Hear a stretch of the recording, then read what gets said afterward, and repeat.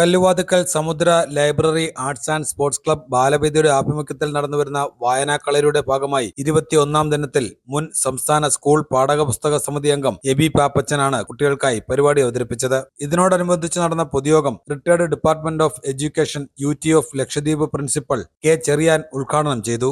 വളരെ വർഷങ്ങൾക്ക് മുമ്പ് നിങ്ങളെക്കാട്ടിലും കുറച്ചുകൂടി പ്രായമുള്ള മുതിർന്ന കുട്ടികളെയോ പഠിപ്പിച്ചിരുന്ന ഒരു അധ്യാപകനായിരുന്നു ഞാൻ.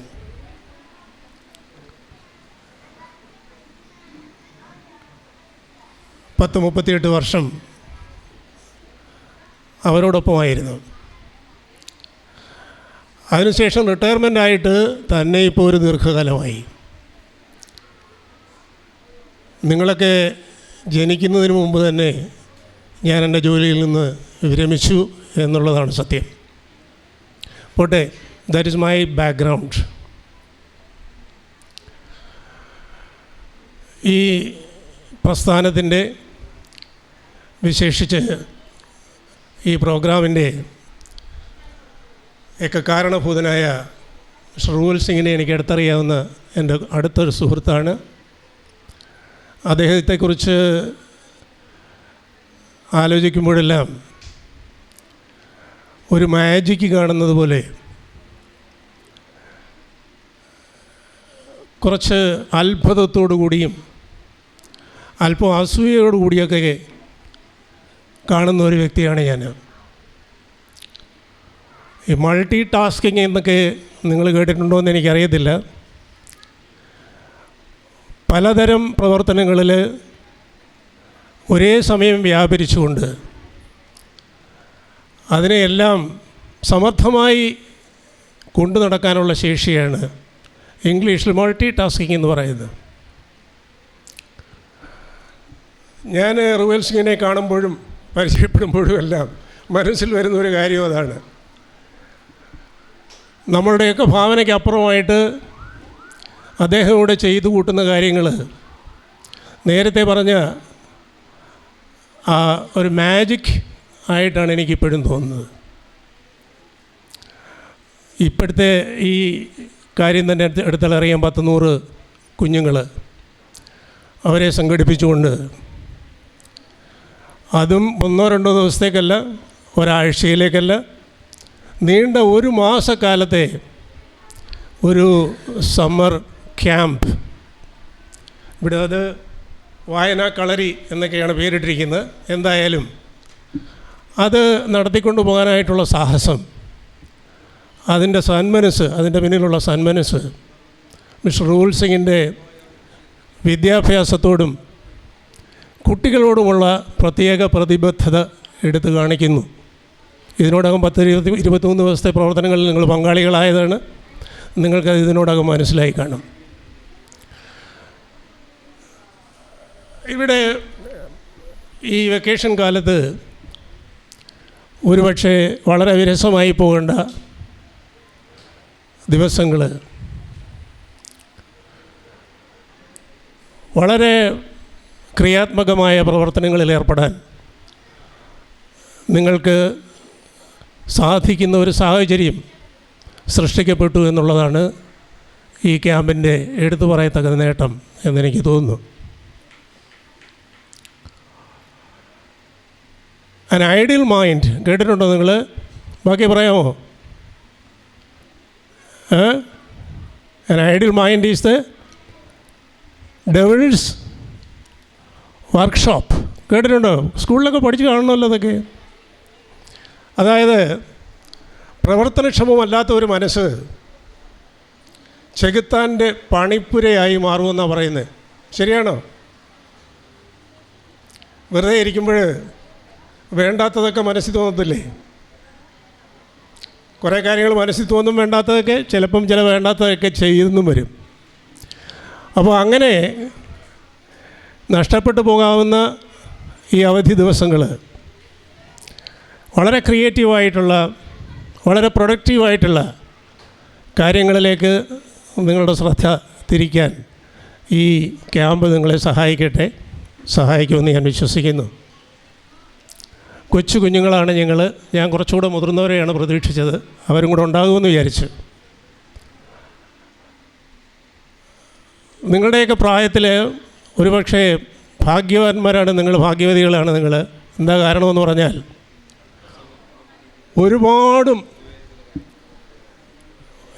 ഒരുപാടും അവസരങ്ങൾ സൃഷ്ടിക്കപ്പെട്ടിരിക്കുന്ന ഒരു കാലഘട്ടത്തിലാണ് നിങ്ങൾ ജീവിക്കുന്നത്. അതിനെക്കുറിച്ച് എത്രമാത്രം ബോധവാന്മാരാണ് എന്നെനിക്കിത് അറിയില്ല. നിങ്ങൾ പണ്ടത്തെ പോലെയല്ല. ഇന്നത്തെ നിങ്ങൾ ജീവിക്കുന്ന ഈ കാലഘട്ടം എന്ന് പറയുന്ന അവസരങ്ങളുടെ ഒരു ലോകമാണ്. ലോകം നിങ്ങളുടെ കൈപ്പിടിയിലാണ് എന്ന് പണ്ട് ആൾക്കാർ ചില പറയാറുണ്ട്, പറഞ്ഞു കേട്ടിട്ടുണ്ടോ? നിങ്ങളുടെ കൈവെള്ളയിലാണ് ലോകം എന്ന്. ഇപ്പോൾ വാസ്തവത്തിൽ അത് അക്ഷരാർത്ഥത്തിൽ ശരിയായിക്കൊണ്ടിരിക്കുകയാണ്. നിങ്ങളുടെ കയ്യിലൊക്കെ എപ്പോഴും, അതായത് പ്രത്യേകിച്ച് കോവിഡ് കാലഘട്ടത്തിന് ശേഷം, നിങ്ങളെപ്പോലെ ഈ പ്രായമുള്ള കുട്ടികളുടെ എല്ലാം കയ്യിലുള്ള ഒരു സാധനം എന്താ പറ? കൊട. Mobile phone. ഈ മൊബൈൽ ഫോണ് നിങ്ങളുടെ മുമ്പിൽ തുറന്നു തരുന്ന വാതിൽ എന്തുവാണെന്ന് മനസ്സിലായി കാണുമല്ലോ ഇപ്പോൾ തന്നെ. സ്കൂളിനകത്തുള്ള കാര്യങ്ങൾ മാത്രമല്ല, സ്കൂളിന് പുറത്തുള്ള കാര്യങ്ങൾ മാത്രമല്ല, ഈ ലോകത്തിൽ എവിടെയും നടക്കുന്ന എന്ത് കാര്യങ്ങളും നിങ്ങളുടെ വിരൽത്തുമ്പിൽ സ്ക്രീനിൽ നിങ്ങളുടെ മുമ്പിൽ എത്തിപ്പെടുന്നു. ഇത് ഒരു വലിയ അവസരമാണ് നിങ്ങളെ സംബന്ധിച്ചിടത്തോളം, ഭാഗ്യമാണ് നിങ്ങളെ സംബന്ധിച്ചിടത്തോളം. പക്ഷേ അതവിടെ അവസാനിക്കുന്നില്ല എന്നുള്ളതാണ് എൻ്റെ മറുവശം. എന്താണ്? ഇതിനൊരു നെഗറ്റീവ് സൈഡുണ്ട്. അതായത് ഗുണത്തോടൊപ്പം അതിലേറെ അപകട സാധ്യതകളുള്ള ഒരു ചെറിയ യന്ത്രമാണ് നിങ്ങൾ കൊണ്ട് നടക്കുന്നത്. ഒളിച്ചിരിക്കുന്ന ഒരുപാട് കെണികൾ, അപകടങ്ങൾ അതിൻ്റെ പിന്നിലുണ്ട്. പേപ്പർ വായിക്കുന്നവർക്കൊക്കെ അറിയാം. അതിലേക്കൊന്നും വിശദമായിട്ട് കിടക്കാൻ എനിക്കിപ്പോൾ സാധിക്കില്ല.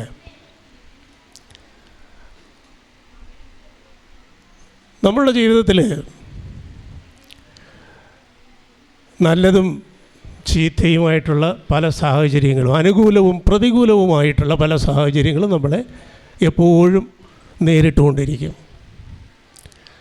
അനുകൂലമായ സാഹചര്യങ്ങൾ, നല്ല സാഹചര്യങ്ങൾ, അതിനെ നമ്മൾ പ്രയോജനപ്പെടുത്തുക എന്നുള്ളതാണ് നമ്മളുടെ ബുദ്ധി. നിങ്ങളൊക്കെ ആ ബുദ്ധി ഉപയോഗിച്ചവരാ. എന്താ അത് പറയാൻ കാരണം? ഇവിടെ ഒരു വായനക്കളറി ഉണ്ടെന്ന് അറിഞ്ഞ ഉടനെ തന്നെ ഒരു ചെറിയ ബാഗും എടുത്ത് നിങ്ങളതിലേക്ക് ജോയിൻ ചെയ്ത്. അപ്പോൾ ഈ അനുകൂലമായുള്ള സാഹചര്യം നിങ്ങൾ പ്രയോജനപ്പെടുത്താൻ നിങ്ങൾ കാണിച്ച ബുദ്ധി, ദാറ്റ്സ് പോസിറ്റീവ് സൈഡ്. അതേപോലെ തന്നെ ഇനി അങ്ങോട്ടുള്ള ജീവിതത്തിൽ പ്രതികൂല സാഹചര്യങ്ങളെയും നമ്മൾ നേരിടേണ്ടി വരും. ഈ പ്രതികൂല സാഹചര്യങ്ങളെ നേരിടുമ്പോൾ അതിനുള്ള ശേഷി ആർജിക്കുകയും ചെയ്യേണ്ടത് അത്യാവശ്യമാണ്. ശരിയല്ലേ? ഇന്നത്തെ കുട്ടികളെ സംബന്ധിച്ച് പൊതുവെ ഒരു പരാതിയുള്ളത്, അനുകൂല സാഹചര്യങ്ങളിൽ they are bright, they are positive. പക്ഷെ പ്രതികൂല സാഹചര്യങ്ങൾ വരുമ്പോൾ അതിനെ നേരിടാനുള്ള ശേഷി അല്പം കുറഞ്ഞിട്ടുണ്ടോ എന്ന് പ്രായമായ ഞങ്ങളെപ്പോലുള്ളവർക്കൊക്കെ ചെറിയ സംശയമുണ്ട്. ചെറിയ പ്രതികൂല സാഹചര്യങ്ങൾ വന്നാൽ പോലും തളർന്നു പോകുന്ന ഒരു സമൂഹമായി മാറിക്കൊണ്ടിരിക്കുന്നു എന്നുള്ളൊരു സംശയം കുട്ടികളെ കുറിച്ചിട്ട് വിശദീകരിക്കാൻ ഞാൻ നിൽക്കുന്നില്ല. പ്രതികൂല സാഹചര്യങ്ങളെ അതിജീവിക്കാൻ, അതിനെ ഒഴിവാക്കാൻ നമുക്ക് സാധിക്കില്ല. ഒരു പ്രതികൂല സാഹചര്യങ്ങളെ ഒഴിവാക്കാനായിട്ട് നമുക്ക് സാധിക്കില്ല. പക്ഷെ അവയെ അതിജീവിക്കാനായിട്ട് നമുക്ക് മനക്കരുത്ത് നേടണം, ബുദ്ധി നേടണം, ശക്തി നേടണം. അതാണ് വേണ്ടത്. സമുദ്ര library arts and sports club president Ruval Singh M അധ്യക്ഷത വഹിച്ചു. ബാലവേദിയുടെ പ്രവർത്തക ആലിയ സ്വാഗതം ആശംസിച്ചു. ആദരണീയനായ യോഗാധ്യക്ഷൻ, വേദിയിലും സദസ്സിലുമുള്ള ബഹുമാന്യരെ, വായനാക്കളരിയിൽ പങ്കെടുക്കാനെത്തിയിരിക്കുന്ന എൻ്റെ പ്രിയപ്പെട്ട കൂട്ടുകാരെ, സമുദ്രതീരത്തെ എൻ്റെ പ്രിയപ്പെട്ട അച്ഛനമ്മമാരെ, രക്ഷകർത്താക്കളെ, സുഹൃത്തുക്കളെ, സമുദ്ര ആർട്സ് ആൻഡ് സ്പോർട്സ് ക്ലബിൻ്റെ ആഭിമുഖ്യത്തിൽ നടന്നുവരുന്ന വായനാക്കളരിയുടെ മഹത്തായ 24-ാം ദിവസത്തെ പരിപാടികളാണ് ഇന്നിവിടെ ആരംഭിക്കുന്നത്. ഈ യോഗത്തിൽ പങ്കെടുക്കുന്നവർക്ക് സ്വാഗതം ആശംസിക്കുക എന്ന എൻ്റെ ചുമതലയിലേക്ക് ഞാൻ കടക്കട്ടെ. ആദ്യമായി സ്വാഗതം ആശംസിക്കാനുള്ളത് നമ്മുടെ അധ്യക്ഷനും സമുദ്ര ലൈബ്രറിയുടെ പ്രസിഡൻറ്റുമായ സമുദ്രതീരം ചെയർമാനുമായ റൂവൽ സിംഗ് സാറിനാണ്. അദ്ദേഹത്തെ സമുദ്ര ലൈബ്രറിയുടെ പേരിലും ബാലവേദിയുടെ പേരിലും എൻ്റെ വ്യക്തിപരമായ പേരിലും ഈ വേദിയിലേക്ക് സ്വാഗതം ചെയ്യുന്നു. അടുത്തതായി ഇന്ന് നടക്കുന്ന പരിപാടി ഔപചാരികമായി ഉദ്ഘാടനം ചെയ്യാനെത്തിയ education department principal retired K Cherian അവർകളാണ്. സാറിനെയും ഈ വേദിയിലേക്ക് സ്നേഹപൂർവ്വം സ്വാഗതം ചെയ്യുന്നു.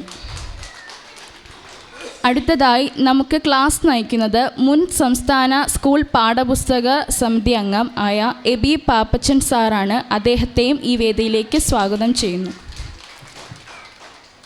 ഇന്നത്തെ ബാലവേദിയിൽ പങ്കെടുക്കാനെത്തിയ എൻ്റെ എല്ലാ കൂട്ടുകാർക്കും സമുദ്രതീരം കുടുംബത്തിലെ അച്ഛനമ്മമാർക്കും മറ്റ് പ്രവർത്തകർ എല്ലാവരെയും ഞാൻ ഈ വേദിയിലേക്ക് സ്വാഗതം ചെയ്യുന്നുകൊണ്ട് എൻ്റെ വാക്കുകൾ നിർത്തുന്നു. നന്ദി, നമസ്കാരം.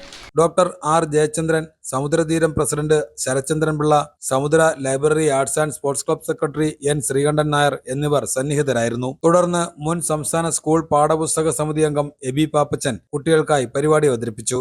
ഒന്നെങ്ങനെ എഴുതാം, ഒന്നിങ്ങനെ എഴുതാം, വളവും ഇല്ല തിരിവും ഇല്ല പുളവും ഇല്ല, കുത്തനെയൊരു വര കുറിയ വര, ഒന്നിങ്ങനെ എഴുതാം. ഒന്നൊന്നും എത്രാണ്? ആരായി പൊട്ടക്കണക്ക് പഠിപ്പിച്ചത്?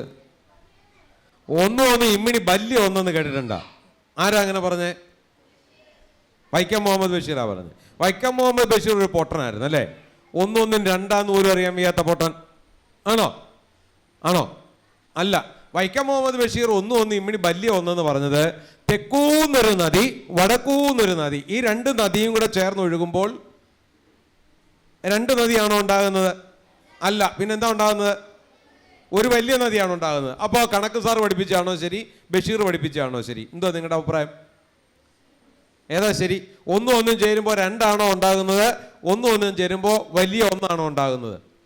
നിങ്ങൾ എന്തേലും ഒന്ന് പറയുന്നത്. വലിയ ഒന്നല്ലേ ഉണ്ടാവുന്നത് എന്ന് പറഞ്ഞ് കണക്ക് സാർ ഇനി നാളെ മുതൽ ഒന്നും എത്രയെന്ന് ചോദിച്ചാൽ നിങ്ങൾ ഇമ്മിണി വലിയ ഒന്നെന്ന് പറഞ്ഞാൽ നല്ല ചുട്ടടി കിട്ടും. അപ്പോൾ ഇങ്ങനെ എബി പാപ്പച്ചൻ മാഷ് എന്ന് പറഞ്ഞാണെന്ന് പറഞ്ഞാലും രക്ഷയൊന്നുമില്ല. കണക്ക് സാർ ചോദിക്കുമ്പോൾ എന്ത് പറയണം? 2 എന്ന് പറയണം. മലയാളം സാർ ചോദിക്കുമ്പോൾ എന്ത് പറയണം?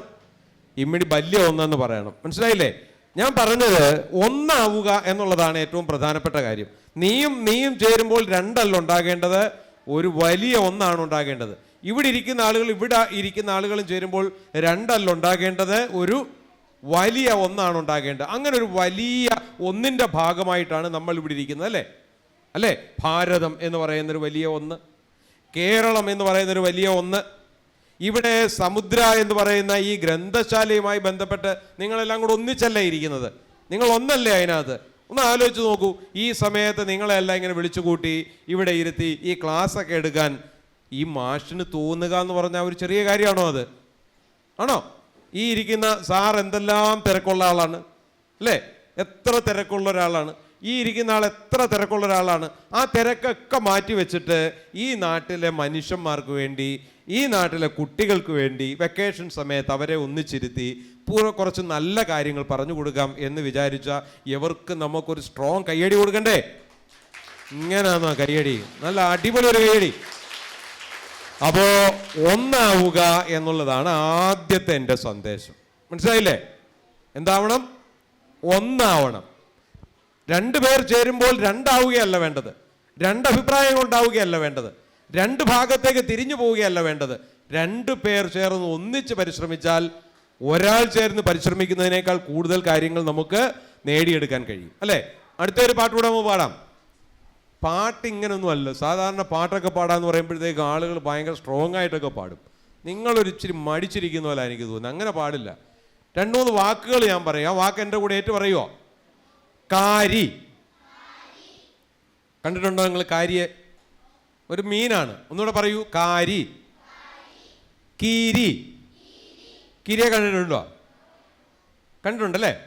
കൂരി. കുരി എന്ന് കേട്ടിട്ടുണ്ടോ? കൂരി അതൊരു കൊച്ചു മീനിന്റെ പേരാണ് കൂരി എന്ന് പറയുന്നത്. പാട്ട് ഇത്രയേ ഉള്ളൂ. കാരിയും കീരിയും കൂരിയും ചേർന്നൊരു ചേര പിടിക്കാൻ പോയി. കാരി ചേരെ കണ്ടു, കീരി ചേരെ പിടിച്ചു, കൂരി പേടിച്ചോടി. പാട്ട് പാടി നോക്കാം. കാരിയും കീരിയും കൂരിയും കാരിയും കീരിയും കൂരിയും ചേർന്നൊരു ചേര പിടിക്കാൻ പോയി. പാടിയേ. കാരിയും കീരിയും കൂരിയും കാരിയും കീരിയും കൂരിയും ചേർന്നൊരു ചേര പിടിക്കാൻ പോയി. ഒന്നുകൂടെ. കാരിയും കീരിയും കൂരിയും കാരിയും കീരിയും കൂരിയും ചേർന്നൊരു ചേര പിടിക്കാൻ പോയി.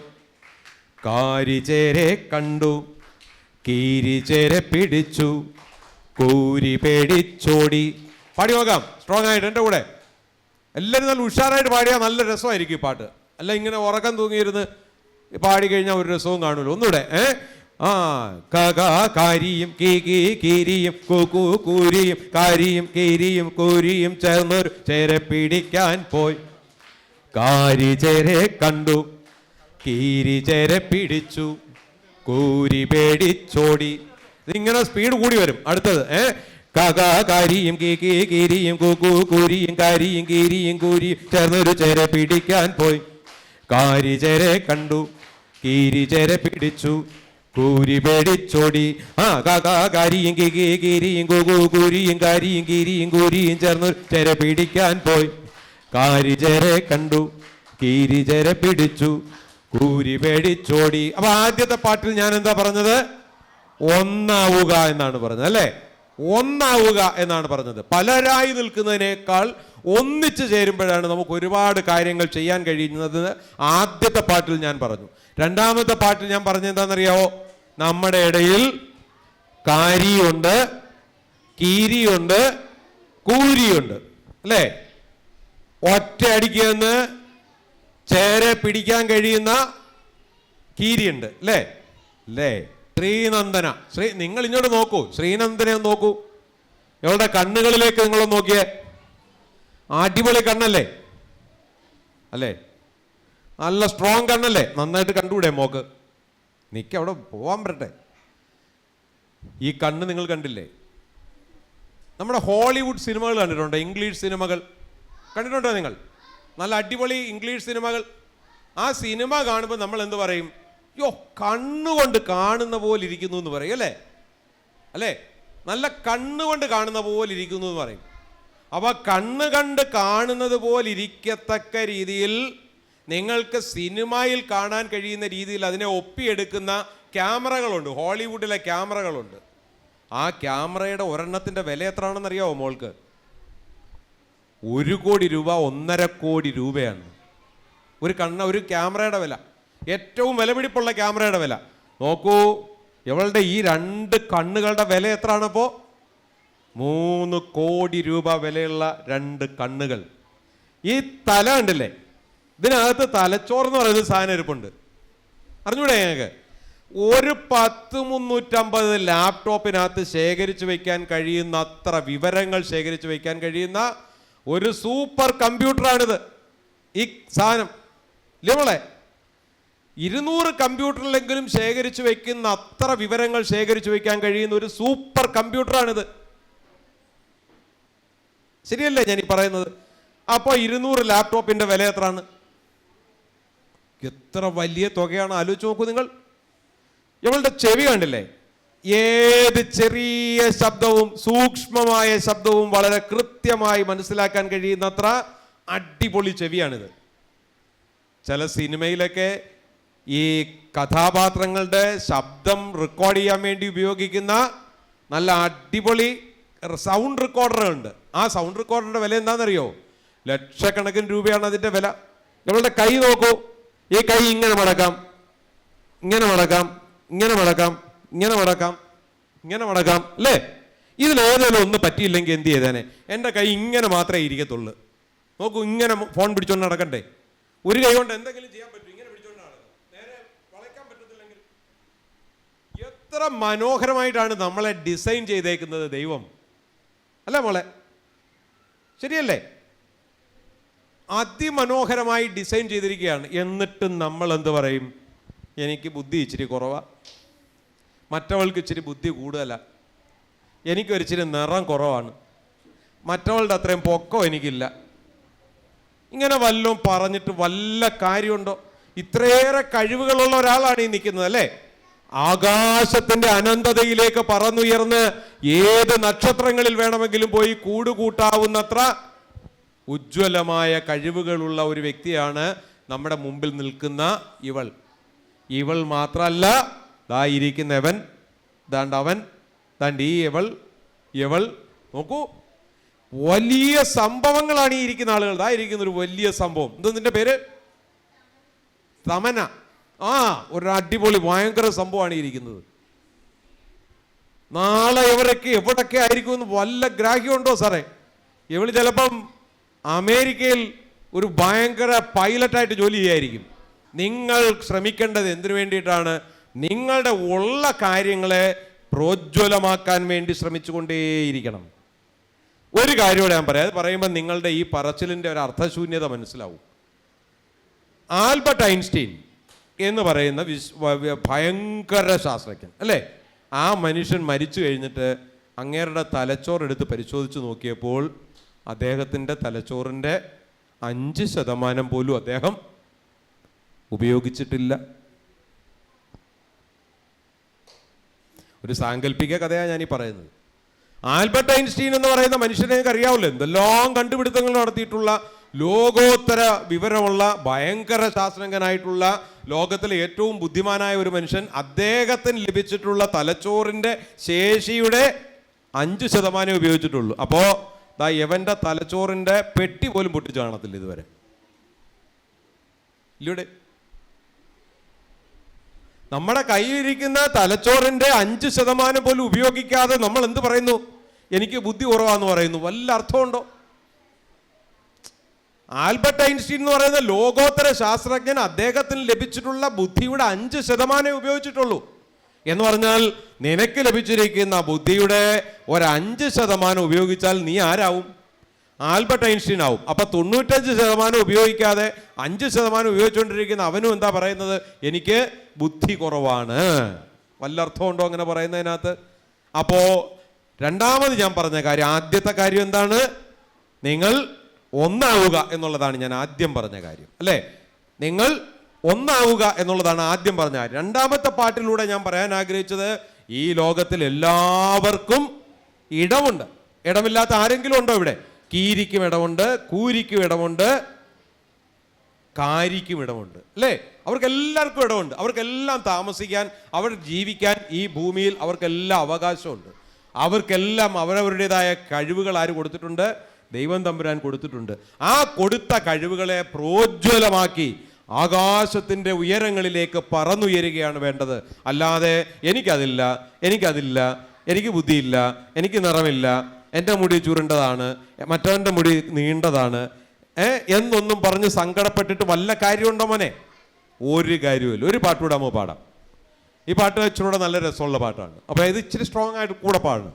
മുറ്റത്തെ തൊടിയിൽ മാവുണ്ട്. ഒന്ന് സ്ട്രോങ് ആയിട്ട് പാടുന്നു, എന്നെ സങ്കടപ്പെടുത്താതെ. നമുക്ക് ആ കല്ലുവാതുക്കൽ ജംഗ്ഷൻ വരെ കേൾക്കണം, അത്ര കുറക്കെ പാടണം. മുറ്റത്തെ തൊടിയിൽ മാവുണ്ട്. അടിപൊളി, സൂപ്പർ. ഇങ്ങനെ പാടണ്ടേ? ഇപ്പോഴല്ലേ നിങ്ങളെല്ലാം നല്ല സ്മാർട്ട് പിള്ളേരായത്. ഓക്കെ, മുറ്റത്തെ തൊടിയിൽ മാവുണ്ട്, മൂവാണ്ടം മാവെന്ന പേരുണ്ട്, മാവിന്റെ തുഞ്ചത്ത് മാങ്ങയുണ്ട്, മാങ്ങ പറിക്കുവാൻ ഉണ്ണിയുണ്ട്. പാടാം. മുറ്റത്തെ തൊടിയിൽ മാവുണ്ട്. കൈ അടിക്കുമ്പം ത്രൂ ഔട്ട് കൈ അടിക്കണം. ഓക്കെ, മുറ്റത്തെ തൊടിയിൽ മാവുണ്ട്, മൂവാണ്ടം മാവെന്ന പേരുണ്ട്, മാവിന്റെ തുഞ്ചത്ത് മാങ്ങയുണ്ട്, മാങ്ങ പറിക്കുവാൻ ഉണ്ണിയുണ്ട്, ചാടി മാങ്ങ പറിക്കുവാൻ ഉണ്ണിയുണ്ട്. പ്രാവേ പ്രാവേ പോകരുതേ, വാവാ കൂട്ടിനകത്താക്കാം, പാലും പഴവും പോരെങ്കിൽ ചോറും കറിയും ഞാൻ നൽകാം. കുരുവിയോട് പാടാൻ നമുക്ക് പാട്ടുണ്ടായിരുന്നു. വാ കുരുവി വരു കുരുവി, വാഴക്കൈമേലിരി കുരുവി, നാരുതരാം ചകിരി തരാം, കൂടുണ്ടാക്കാൻ കൂടെ വരാം. ഇതെല്ലാം കേട്ടിട്ടുള്ള പാട്ടുകളല്ലേ? ഞണ്ടിനോട് പാടാൻ പാട്ടുണ്ട്, കേട്ടിട്ടുണ്ടോ നിങ്ങൾ? ഞണ്ട്. കല്ലിൻ്റെ ഇടുക്കിലെ ഞണ്ടേ, കല്ലിൻ്റെ ഇടുക്കിലെ ഞണ്ടേ, കല്യാണത്തിനു പോണ്ടേ, കാതിലും കഴുത്തിലും വേണ്ടേ. ഇങ്ങനെ നമുക്കെല്ലാ ജീവജാലങ്ങളോടും പാടാനുള്ള പാട്ടുണ്ടായിരുന്നു. ഇന്ത്യയിൽ ഞാൻ കണ്ട ഏറ്റവും സുന്ദരനായ ഒരു മനുഷ്യനെ കുറിച്ച് ഞാൻ നിങ്ങളോട് പറയട്ടെ. ഇന്ത്യയിൽ ഞാൻ ഇതുവരെ കണ്ടിട്ടുള്ളതിൽ ഏറ്റവും സുന്ദരനായ മനുഷ്യൻ, ആ മനുഷ്യൻ രാമേശ്വരം എന്ന് പറയുന്ന സ്ഥലത്താണ് ജനിച്ചത്. പഠിക്കാൻ ഭയങ്കര മിടുക്കനായിരുന്നു. പക്ഷേ പുസ്തകമില്ല, ബുക്കില്ല, ഫീസ് കൊടുക്കാൻ പൈസ ഇല്ല, വല്ലാത്ത ദാരിദ്ര്യവും ബുദ്ധിമുട്ടും. മനസ്സിലായില്ലേ? നമ്മളൊക്കെയാണ് എന്ത് ചെയ്യും? പഠിത്തം നിർത്തും. പക്ഷേ ഈ മനുഷ്യൻ എന്ത് ചെയ്തെന്നറിയാവോ?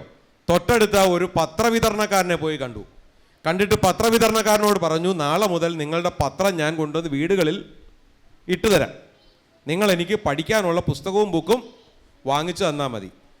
അയാൾക്കും സന്തോഷമായി. കൊള്ളാം, നല്ലൊരു ഐഡിയ ആണ് അല്ലേ? ഇനി രാവിലെ മോലിനി ഈ തണുപ്പത്തിറങ്ങി നടക്കണ്ടല്ലോ, അവൻ കൊണ്ടുപോയി ഇട്ടോളുമല്ലോ, അവന് പഠിക്കാനുള്ള ബുക്കും പുസ്തകം വാങ്ങിച്ചു കൊടുത്താൽ മതിയല്ലോ. പിറ്റേ ദിവസം രാവിലെ മുതൽ നമ്മുടെ ഈ കൊച്ചൻ, ഈ കുഞ്ഞു പയ്യൻ മാറിലിങ്ങനെ അടുക്കി പിടിച്ച പത്രക്കെട്ടുമായി തണുത്ത വെളുപ്പാങ്കാലങ്ങളിൽ ഇങ്ങനെ നടക്കാൻ തുടങ്ങി. അവനിങ്ങനെ വീടുകളിലേക്ക് നടക്കുമ്പോൾ കാണുന്ന കാഴ്ച എന്താണ്? എല്ലാ വീട്ടിലും ആ വീട്ടിലെ കുഞ്ഞുങ്ങൾ അമ്മമാരെ ഇങ്ങനെ കെട്ടിപ്പിടിച്ച് ചുരുണ്ടുകൂടി കിടന്നുറങ്ങുന്ന ഏറ്റവും തണുപ്പുള്ള പ്രഭാതങ്ങളിൽ യവൻ മാത്രം ഈ പത്രക്കെട്ടുമായി തണുപ്പത്തിങ്ങനെ നടന്നു പോവാണ്. നമ്മളൊക്കെ ആണെങ്കിൽ പത്രം ഇടുന്നത് എങ്ങനെ ആയിരിക്കും? ഓ, യവന്മാരൊക്കെ നല്ല സുഖമായിട്ട് കിടന്ന് ഉറങ്ങുന്നു, ഞാൻ മാത്രം രാവിലെ ഈ തണുപ്പത്ത്, ഇവനൊന്നും ഗുണം വരാതെ പോട്ടെ എന്ന് പറഞ്ഞുകൊണ്ടായിരിക്കും ഓരോ പത്രം എടുത്തെറിയുന്നത് അല്ലേ? പക്ഷേ ഈ മനുഷ്യൻ പത്രം എടുത്തെറിഞ്ഞ എങ്ങനെയാണെന്നറിയാവോ? ഓരോ പത്രം ഇങ്ങനെ എടുത്ത് നോക്കിയിട്ട് നാളെ ഈ പത്രത്തിൻ്റെ താളുകളിൽ എൻ്റെ ചിരിക്കുന്ന ചിത്രമുണ്ടാകുന്ന ഒരു ദിവസമുണ്ടാകുമെന്ന് സ്വപ്നം കണ്ട് ഓരോ പത്രവും എടുത്തെറിഞ്ഞു. നാളെ ഇന്ത്യ എന്ന് പറയുന്ന രാജ്യത്തിൻ്റെ ഒരു ബഹിരാകാശ പേടകം എത്ര സൂക്ഷ്മതയോടുകൂടിയാണോ ആകാശത്തിൻ്റെ അനന്തതയിലേക്ക് പറന്നുയരേണ്ടത്, അത്രയും സൂക്ഷ്മതയോടുകൂടി ആ പത്രം എടുത്തെറിഞ്ഞു. അഗ്നിച്ചിറകുള്ള സ്വപ്നങ്ങൾ കണ്ട് സ്വപ്നങ്ങളുടെ വെള്ളിത്തേരിൽ ആ മനുഷ്യൻ ചെന്നിറങ്ങിയത് എവിടെയാണെന്നറിയാവോ മോളെ? ഇന്ത്യ എന്ന് പറയുന്ന രാജ്യത്തിൻ്റെ രാഷ്ട്രപതി ഭവന്റെ മുന്നിലാണ്. എന്നിട്ട് ആ മനുഷ്യൻ എന്ത് ചെയ്തു? പതുക്കെ അങ്ങോട്ട് ചെന്ന് ആ രാഷ്ട്രപതി ഭവന്റെ വാതിലുകൾ ഇങ്ങനെ അങ്ങോട്ട് തുറന്ന് തല ഉയർത്തിപ്പിടിച്ച് നെഞ്ചു വിരിച്ച അഭിമാനത്തോടു കൂടി ആ രാഷ്ട്രപതി ഭവന്റെ ഉള്ളിലേക്ക് നടന്നുപോയി. ആ മനുഷ്യന്റെ പേരെന്താണ്? APJ അബ്ദുൽ കലാം. അങ്ങേരെ പോലെ സുന്ദരനായ ഒരു മനുഷ്യൻ വേറെ ഈ ഭൂമിയിലുണ്ടാ? പറയൂ. നിങ്ങൾ നോക്കുമ്പോൾ ചിലപ്പോൾ ഈ മുടിയൊക്കെ ഇങ്ങനെ ചീകി വെച്ചിരിക്കുന്ന പൊക്കം കുറഞ്ഞ ഒരു കൊച്ചു മനുഷ്യൻ, അയാൾക്ക് എന്തോ സൗന്ദര്യം എന്നൊക്കെ നിങ്ങൾക്ക് തോന്നും. പക്ഷെ അദ്ദേഹത്തെ പോലെ സുന്ദരനായ ഒരു മനുഷ്യനെ ഇന്ത്യയിൽ വേറെ ഞാൻ കണ്ടിട്ടില്ല. കോൺഫിഡൻസ് ആണ് അദ്ദേഹത്തിൻ്റെ സൗന്ദര്യം എന്ന് പറയുന്നത്. പ്രതിസന്ധികളിൽ പതറുകയല്ല, ഇല്ലായ്മകളെ ഓർത്ത് വേദനിക്കുകയല്ല, അതിനപ്പുറത്ത് ഇല്ലായ്മകളെ തരണം ചെയ്ത് പ്രതിസന്ധികളെ തരണം ചെയ്ത് ആകാശത്തിൻ്റെ അനന്തതയിലോട്ട് പറന്നുയരാൻ ഏത് വലിയ നക്ഷത്രത്തിൽ വേണമെങ്കിലും പോയി കൂടുകൂട്ടാനുള്ള ഇച്ഛാശക്തി, അതിൻ്റെ ആത്മവിശ്വാസം, അതാണ് അദ്ദേഹത്തിൻ്റെ സൗന്ദര്യം. സുന്ദരിയാണോ നീ? ചോദിച്ചതിൻ്റെ അർത്ഥം മനസ്സിലായോ നിനക്ക്? Are you confident? എങ്കിൽ നീ സുന്ദരിയാണ്. Are you confident? സുന്ദരനാണ്. ഇപ്പം ഞാനിങ്ങനെ നിൽക്കുകയാണ്, നിങ്ങൾ നോക്കൂ, ഒരു ഇച്ചിരി കുടവയറൊക്കെ ഉണ്ട്, ചെറിയൊരു കഷണ്ടി തലയാണ്, അത്ര വലിയ സൗന്ദര്യമൊന്നുമില്ല, എങ്കിലും ഞാനങ്ങ് തീരുമാനിക്കുകയാണ് ഞാനൊരു സുന്ദരനാണ്. ഞാൻ നല്ല കോൺഫിഡൻ്റ് ആയിട്ട് നിൽക്കുകയാണ്, ഞാനൊരു സുന്ദരനാണെന്ന് വിചാരിച്ചിരുന്നാൽ എന്നെ തോൽപ്പിക്കാൻ ആർക്ക് കഴിയും? പറയൂ, പറ. അപ്പോൾ കോൺഫിഡൻസ് ആണ് എന്ത്? സൗന്ദര്യം എന്ന് പറയുന്നത്. അപ്പോൾ കോൺഫിഡൻസ് ഈസ് ബ്യൂട്ടി. അത് പഠിക്കേണ്ട അടുത്തൊരു പ്രധാനപ്പെട്ട കാര്യമാണ്. അപ്പോൾ ചില കാര്യങ്ങൾ ഞാൻ നിങ്ങളോട് പറഞ്ഞു. ഒന്നാമത് പറഞ്ഞത് എന്താണ്? ഒന്നാവുക എന്നാണ് പറഞ്ഞത്. രണ്ടാമത് പറഞ്ഞത് എന്താണ്? ഈ പ്രപഞ്ചത്തിൽ കാരിക്കും കീരിക്കും കൂരിക്കും ഇടമുണ്ടെന്ന് ഞാൻ പറഞ്ഞു. എല്ലാ തരത്തിലുള്ള ആളുകൾക്കും ഈ പ്രപഞ്ചത്തിൽ ഇടമുണ്ട്. ഇടം കൊടുക്കുകയും വേണം. ഭയങ്കര മിടുക്കന്മാർക്ക് മാത്രം ഇടം കൊടുക്കുന്ന സ്ഥലം ആകരുത്. ഇവിടവും നിങ്ങളുടെ ക്ലാസ് മുറികളും നിങ്ങളുടെ ലോകവും ഒന്നും എല്ലാവർക്കും ഇടം വേണം അവിടെ. മൂന്നാമത് ഞാൻ നിങ്ങളോട് എന്താ പറഞ്ഞത്? ഈ പ്രപഞ്ചം നിങ്ങൾക്ക് മാത്രം ജീവിക്കാനുള്ളതല്ല, മറിച്ച് ഈ പ്രപഞ്ചത്തിലെ സകല ചരാചരങ്ങൾക്കും ജീവിക്കാനുള്ളതാണ് ഞാൻ പറഞ്ഞു. നാലാമതായിട്ട് ഞാൻ നിങ്ങളോട് പറഞ്ഞ പ്രധാനപ്പെട്ട പോയിന്റാണ് എന്താണ് സൗന്ദര്യം എന്ന് ഞാൻ നിങ്ങളോട് പറഞ്ഞു. എന്താണ് സൗന്ദര്യം? കോൺഫിഡൻസ് ആണ് സൗന്ദര്യം. കോൺഫിഡൻസ് ഉണ്ടെങ്കിൽ നമ്മൾ സുന്ദരന്മാരാണ്. കോൺഫിഡൻസ് ഇല്ലെങ്കിൽ നമ്മൾ എത്ര പൗഡർ ഇട്ടാലും, എത്ര ഭംഗിയായിട്ട് മുടി വെട്ടിയാലും, എത്ര കൂടിയ ചുരിദാർ ഇട്ടാലും, എത്ര സുന്ദരമായ കണ്ണാടി വെച്ചാലും നമുക്ക് സൗന്ദര്യം ഉണ്ടാവില്ല. സൗന്ദര്യം ഉണ്ടാവണമെങ്കിൽ എന്ത് വേണം മോളെ? Confidence. R you confident? Very good. എന്താ പേര്? അക്ഷയ. സൂപ്പർ. ഇനിയിപ്പോൾ എന്നോട് സാറ് പറഞ്ഞേക്കുന്നത് എങ്ങനെ പ്രസംഗിക്കാം എന്നുള്ളതിനെ കുറിച്ച് സംസാരിക്കണമെന്നാണ് പറഞ്ഞേക്കുന്നത്. അപ്പം ഈ പറഞ്ഞ കാര്യങ്ങളെല്ലാം നിങ്ങൾ പ്രസംഗത്തിൽ ഉൾപ്പെടുത്തേണ്ട കാര്യമാണ്. മനസ്സിലായില്ലേ? ഒന്നാവുക എന്നുള്ളതാണ് പ്രസംഗത്തിൻ്റെ അൾട്ടിമേറ്റ് ആയിട്ടുള്ള എയിം. എന്താണ്? സമൂഹത്തെ ഒന്നാക്കുക എന്നുള്ളതാണ്. സമൂഹത്തെ പല തട്ടിലേക്ക് തിരിച്ച് പല സ്ഥലത്തേക്ക് ആളുകളെ ആക്രമിക്കാൻ വിടുന്നതിനല്ല പ്രസംഗം എന്ന് പറയുന്നത്. സമൂഹത്തിലെ ആളുകളെ ഒന്നിപ്പിച്ച് നിർത്തുന്നതാവണം പ്രസംഗം. അവളിപ്പോൾ സംസാരിക്കാൻ പോകുന്നത് അവളുടെ നാടിനെ കുറിച്ചാണ്. നിന്റെ നാട്? എൻ്റെ നാടൊരു നല്ല നാടാണ്. വീട്ടിലെ അപ്പുറത്തെല്ലാം നല്ല കൂട്ടുകാരൊക്കെ ഉണ്ട്.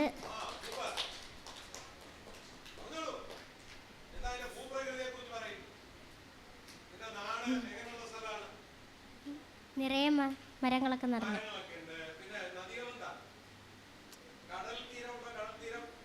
തോട് തോട്. ജീവിക്കുമ്പം ഡൈവേഴ്സിറ്റിയും ഉണ്ട്, ഡിസ്ക്രിമിനേഷനും ഉണ്ട്.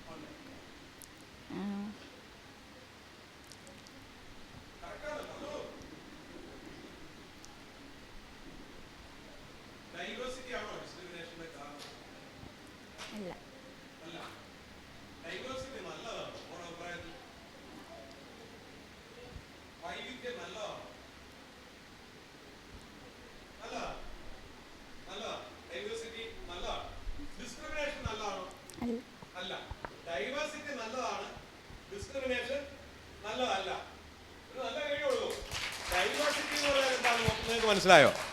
ഡൈവേഴ്സിറ്റി എന്ന് പറഞ്ഞാൽ മോളെ, ഈ ഇരിക്കുന്ന ആളുകളെല്ലാം എവൻ്റെ മുഖം കണ്ടില്ലേ, ഇവൻ്റെ മുഖം കണ്ടില്ലേ, ഇവളുടെ മുഖം കണ്ടില്ലേ? ഡിഫറൻ്റ് അല്ലേ ഇത്?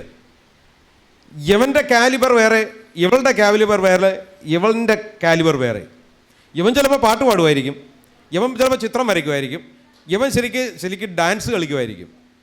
ഡാൻസ് കളിക്കുന്നു എന്നുള്ളത് കൊണ്ട് ഇവനേക്കാൾ വലിയ ആളൊന്നും അല്ല ഇവള്. മനസ്സിലായില്ലേ? ചിത്രം വരയ്ക്കുക എന്നുള്ളതുകൊണ്ട് ഇവരേക്കാൾ രണ്ടുപേരേക്കാൾ വലിയവനൊന്നും അല്ലവൻ. ഒരാൾക്ക് ഒരു മേഖലയിൽ കഴിവുണ്ടെങ്കിൽ മറ്റൊരാൾക്ക് മറ്റൊരു മേഖലയിൽ കഴിവുണ്ടാകും. അപ്പം ഇവരുടെ ഈ വൈവിധ്യം, ആ വൈവിധ്യമാണ് നമ്മുടെ ഒരു ശക്തി എന്ന് പറയുന്നത്. എല്ലാം ഒരുപോലെ ഇരുന്നായിരുന്നെങ്കിൽ എന്ത് ചെയ്തേനെ? ഈ എല്ലാ കുഞ്ഞുങ്ങളും ഒരുപോലെ ഇരിക്കുകയാണ്. അപ്പനും അമ്മയ്ക്ക് പോലും തിരിച്ചറിയാൻ വയ്യാത്ത അവസ്ഥയിലായി കഴിഞ്ഞാൽ എന്തായിരിക്കും അവസ്ഥ? ഒന്ന് ആലോചിച്ച് നോക്കൂ. അപ്പം നമ്മുടെ ഏറ്റവും വലിയ ഭാഗ്യവുമാണ് എന്ത്? ഡൈവേഴ്സിറ്റി എന്ന് പറയുന്നത്. വിവിധങ്ങളായിട്ടിരിക്കുന്ന അവസ്ഥ എന്ന് പറയുന്നത് നമുക്ക് ലഭിച്ചിരിക്കുന്ന ഏറ്റവും വലിയ ഒരു ഭാഗ്യമാണ്, അല്ലേ? പക്ഷേ ആ ഡൈവേഴ്സിറ്റിയാണ് പലപ്പോഴും നമ്മൾക്ക് എന്ത് കുഴപ്പമുണ്ടാക്കുന്നത്? വിവേചനം. പക്ഷേ ഡൈവേഴ്സിറ്റി ഒരിക്കലും വിവേചനത്തിന് കാരണമാകാൻ പാടില്ല. അതാണ് ഞാൻ മോളോട് പറയാൻ ഉദ്ദേശിച്ച ഒരു കാര്യം. ഒരു നല്ല സബ്ജക്റ്റാണ് ഞാൻ കൊടുത്തത്. മോള് +2 പഠിക്കുകയാണ് അല്ലേ? Very good. മോൾ അതിനകത്ത് കണ്ട ഏറ്റവും പ്രധാനപ്പെട്ട കാര്യം അവൾ എന്നോട് പറഞ്ഞത് ഡൈവേഴ്സിറ്റി ഏറ്റവും നല്ലൊരു കാര്യമാണ്, പക്ഷേ ഡിസ്ക്രിമിനേഷൻ ലോകത്തിലെ ഏറ്റവും മോശപ്പെട്ട കാര്യമാണെന്ന് അവൾ പറഞ്ഞു. അതൊരു പ്രധാനപ്പെട്ട പോയിൻ്റാണ്. ഒരു നല്ല കൈയടി അവൾക്ക് കൊടുക്കൂ. എന്താണ് അവൾ പറഞ്ഞത്? ഡൈവേഴ്സിറ്റി ലോകത്തെ ഏറ്റവും നല്ലൊരു കാര്യമാണ്, പക്ഷേ ഡിസ്ക്രിമിനേഷൻ ലോകത്തെ നല്ല കാര്യം അല്ല. തുടർന്ന് കുട്ടികളും വിവിധ പരിപാടികൾ അവതരിപ്പിച്ചു. കുട്ടികളോടൊപ്പം സമുദ്രതീരത്തിലെ അച്ഛനമ്മമാരും പരിപാടിയിൽ പങ്കെടുത്തു. ജാതി മല്ലിപ്പോത്തി കൊളിരുമി താഴ്വാരം കോലമയിൽ പീലിയൊടിരും മാറ്റോരം ചന്തമുള്ള പന്തലൊരുക്കണതാരെ താഴെ ജാതി മല്ലി പൂത്തി കുളിരുമി താഴ്വാരം കോലമയിൽ പിനിയുടിരും മാറ്റോരം ചന്തമുള്ള പന്തലൊരുക്കണതാർ ഇട്ടാവട്ടത്തമ്മിണി നിന്നെ കെട്ടാൻ പോകണതാര് ഇള്ളിക്കാറ്റിൻ മുല്ലത്തേരിൽ ചുറ്റും പൊന്നരി പ്രാവ് ഒരാശാമരം പൂക്കുന്നുവോ ഞാനും നീയും മാത്രം തന്നീത്തും സുന്ദരി പെണ്ണെ ചം ചം ചെമ്പക കൊമ്പിൽ ചും ചും ചോളം മൂളാൻ വാ ഹോയ് ഹോയ് ഹോയ് മഞ്ഞുമാർഗഴി മാസമായി നെല്ലിമലയിലെ തേൻ കണം കട്ടുപോവണ കള്ളക്കാറ്റിനു നാണം നണായി സും സും സുന്ദരി പെണ്ണെ ചം ചം ചെമ്പക കൊമ്പിൽ ചും ചും ചോളം മൂളാൻ വാ ഹോയ് ഹോയ് ഹോയ്. ഉത്തരാ സ്വയംവരം കഥകളി കാണുവാൻ ഉത്രാടരാത്രിയിൽ പോയിരുന്നു. കാഞ്ചന കസവുള്ള പൂഞ്ചേലയൊടുത്തവൾ നെഞ്ചയും അമ്പുമായി വന്നിരുന്നു. ഉത്തരാ സ്വയംവരം കഥകളി കാണുവാൻ ഉത്രാടരാത്രിയിൽ പോയിരുന്നു, ഞാൻ പോയിരുന്നു. ഇരയുമ്മൻ തമ്പി നൽകും ശൃംഗാര പദലഹരി,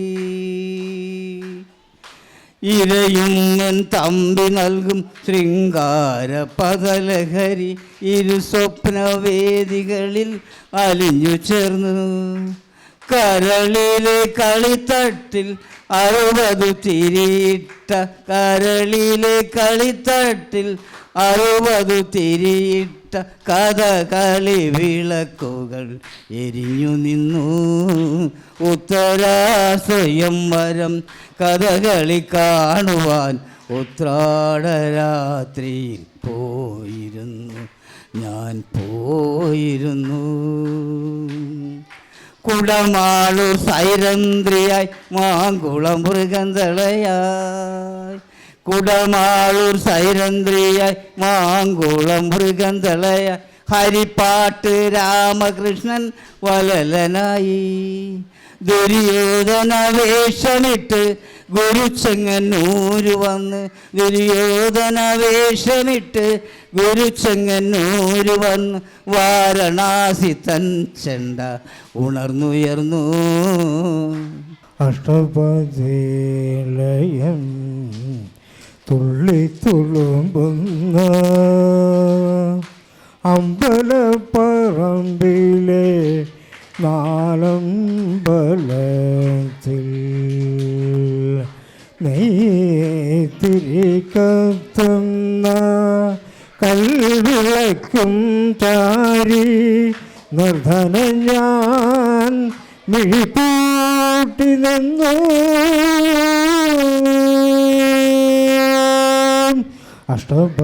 അഷ്ടപതിലയം തുള്ളി തുളുമ്പുന്ന അമ്പലപ്പറമ്പിലെ നാലമ്പലത്തിൽ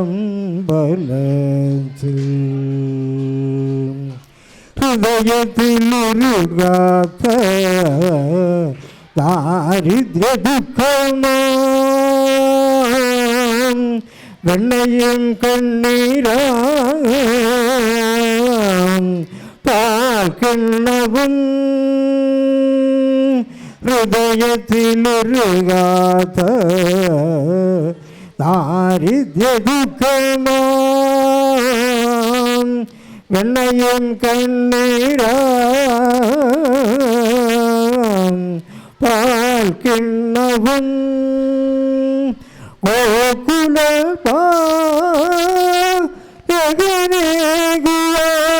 പാകനേകുവാനിന്നു ഞാൻ, ഗോകുല പാകനേകുവാനിന്നു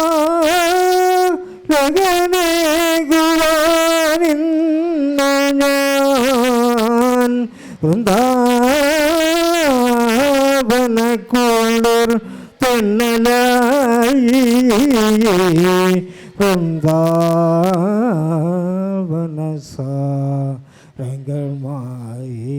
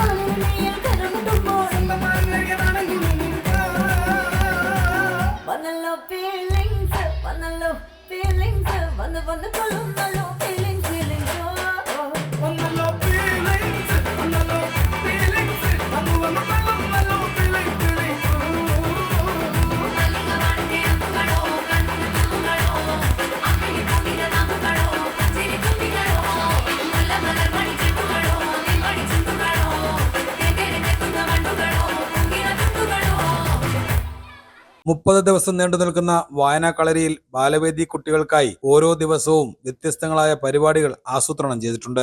എല്ലാ ദിവസവും വൈകുന്നേരം 3:30 മുതൽ 6 മണി വരെയാണ് വായനാക്കളരിയുടെ സമയം. പരിപാടികളിൽ മലയാള ഭാഷാ പഠനത്തിനായി പ്രദേശത്തുള്ള ഭാഷാ അധ്യാപകർ ക്ലാസുകൾ നയിക്കും. വായനാക്കളരിയിൽ ബാലവേദിയിലെ 62 കുട്ടികളാണ് പരിശീലന ക്ലാസ്സിൽ പങ്കെടുത്തത്. കഴിഞ്ഞ ഏപ്രിൽ 21 ആരംഭിച്ച വായനാക്കളരി ഈ മാസം 21 സമാപിക്കും.